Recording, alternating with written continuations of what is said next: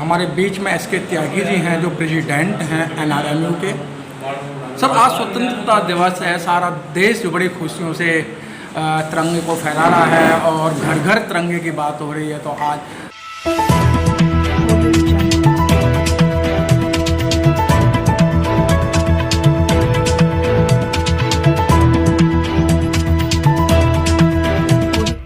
इस news channel पर जो भी वक्ता ने कहा वो उसकी अपनी राय है, जिसकी पुष्टि नेशन न्यूज इंडिया नहीं करता। धन्यवाद।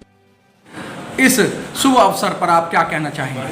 देखिए, स्वाधीनता जो है वो बहुत सारे लोगों की कुर्बानियाँ देने के बाद मिली और हमारे ARF का भी स्थापना हुई थी 1924 में। हमारे नेताओं का भी यही विचार था कि देश आज़ाद होना चाहिए, क्योंकि रेल कर्मचारियों के साथ भी उस समय बहुत सारी जातियाँ हो रही थी।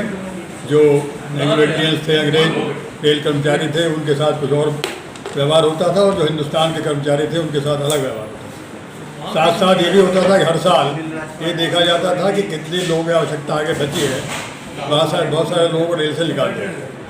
ARF ने पहली बार 1931 में ये फैसला कराया कि चाहे काम कुछ भी बंद हो जाए लेकिन रेल कर्मचारी को रेल से बाहर नहीं किया जाएगा, उसको दूसरा काम दिया जाएगा। ये ऐतिहासिक फैसला कराया जो आज तक कायम है। और अभी आप देख रहे हैं कि देश के चारों तरफ जो हमारे छोटे छोटे पड़ोसी देश हैं उनकी स्थिति ठीक नहीं है।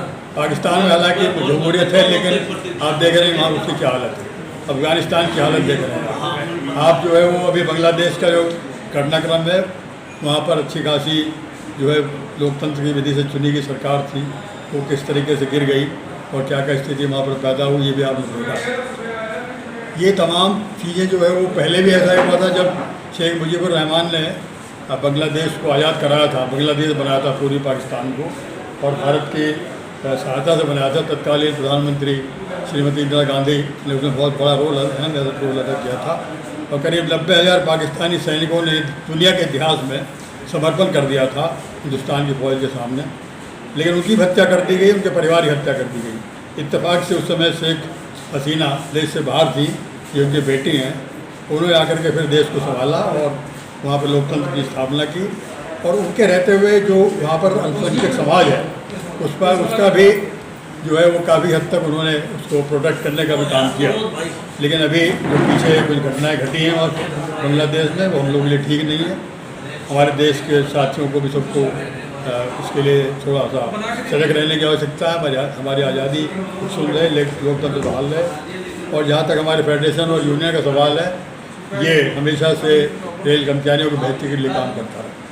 आज लगभग 70% कर्मचारी जो है युवा है, जो पुरानी पेंशन स्कीम से बाहर थे और नई पेंशन स्कीम के दायरे में आते थे। उसके लिए फेडरेशन ने 1.5 साल तक संघर्ष किया और उसका परिणाम है कि कुछ ना कुछ उनके लिए एक अच्छा सामाजिक सुरक्षा का हम लोग प्रबंध महामंत्री जी के अगुवाई में कर पाएंगे, ऐसा मुझे पूरा विश्वास है। मैं इस अवसर पर अपने देशवासियों को ही नहीं, अपने रेल कर्मचारी बंधुओं को भी बहुत बधाई देना चाहता हूँ।